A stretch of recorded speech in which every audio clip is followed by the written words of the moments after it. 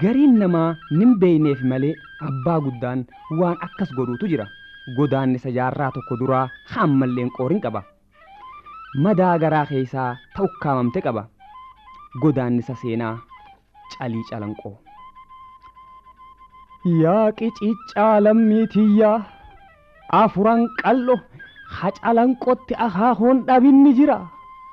Aduu guyyaa tokkooti dhiirti soddomii ol kuftee bar. Tima dhiigaatii fi huusa lafee an ijaaniin arke bar ammana fakkaatti anaa inakke. Ja'a jaarsi laalaa calanqoo hoggaa anaannatu. Abbaan isaa odaa galmoodhaa isaa amma if baru calii calanqootti qaxaraa cabe. Achi as yataamayeeti hiyyummaa gabrummaa fi mataa qaqqabachuu qaama godhatee as ga'e. Haa taatu ammoo calii calanqoo hijaa ulfaayetuma guddate. Weedduu fi wallee abbaa guddaan joollee gandaatiif himaa oolu namni qalbeeffateehu wahuma hubata. Calanqoo maal tahe lafee bobeeysanii dhaqee waan agarre waree odeeysanii. Gaafattii calanqoo qawwee huusaansee aara qawweesanii hurree roobaansee wayyaa afran qalloo wajjiin gallaansee.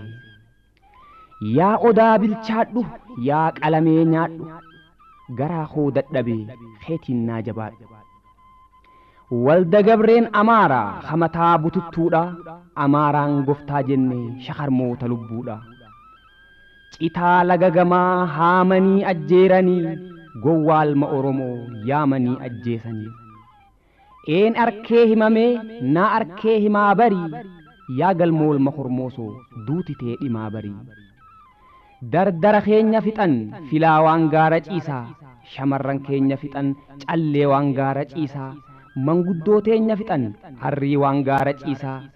Haawwan keenya fixan guftaa waan gaara ciisaa. Tana hundaan arkaa gurraaniin dhagayaa dhiigaa garaana ciisaa yoomiin rafee gacciisaa. Raareen ganda odaa duriif miraaz abbaa guddaati. Eega xaaliyaan caphee baalaan baras gizaawu baqa keeniyaarraa nugustichi gallaan jala deebi'ee asi qalaadummaadhaan kennamteefi. Achi as baalaan barasiif gadhiisaniiti keeysaa baan. Maayyii irrattis hassoo wadaay ashkara daagaa jaartiinsaa wanta qadeeraa joolleen isaatiis tiisitee karraa ta'aniiti baalaan barasii sujuudanii umrii lakkaawwachuu eegalan. Hajiruu gad hadu'ee ol. Bara 67 jijjiiramni dhufeeti dargiin mooticha qoomee hooraa taayitaa irratti ifii irra bargaafate. Dachiin taqotee bulaa haa taatu je'eeti garri afuufee baadiyyaa rooraase. Warri gaafas gammadee dachiin fuudhuu didde keessaa tokko hassoo wadaayii fi ilmaansaati. Waldayni dargiin jaare baalan barasticha biyyaa baaseeti ooynaasaa miraaza baase.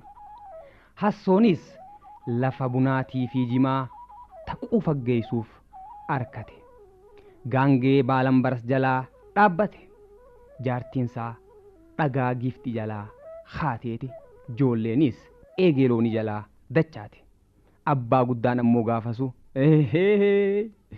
mee dhaaphaa hin jarjarinaa duula dhaqan faarsanii shanyiin shanyumaa hundeen achumaa ja'anii jechuun oolle. Birraa bara 68 guyyaan magaalaadha. Aduun amma warraati. Magaalaan calanqoo hoggus oowuu deemti. Waldayoonni qonnaan bultootaa mirqaanni waan biraati. Karaa biraatiin ammaas wanni ganda keessa roora'aa takka takka ni jirti. Wanni dargiin guutuu biyyaarraa labsuu fi duultonni inni biyya keessa gadhiise odeessanis faallaadha.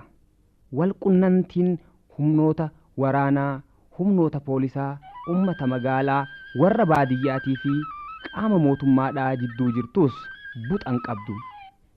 Warri ganda odaa hoggaa walgayanii dhiichisaa ilil beebeeraa fidhaabanii magaalaa seenan qaraxa warra guddaati fakkaatan.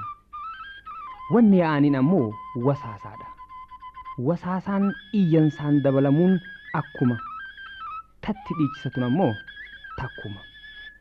odaa jalaa bishaan baafnee gabaree aandanyaa baafnee buli qeeroo qottoo mancaa leenca jeefnee aqorqaajii biyyaa baafnee buli qeeroo ja'an afaaniin wanni wasaasaa irratti yaa'aniin halluu leencaati warri magaalaatiis itti baheeti daawwachuu eegale hammuma liphuu takkatti namni bikka walii dhaabbatu dhabe warri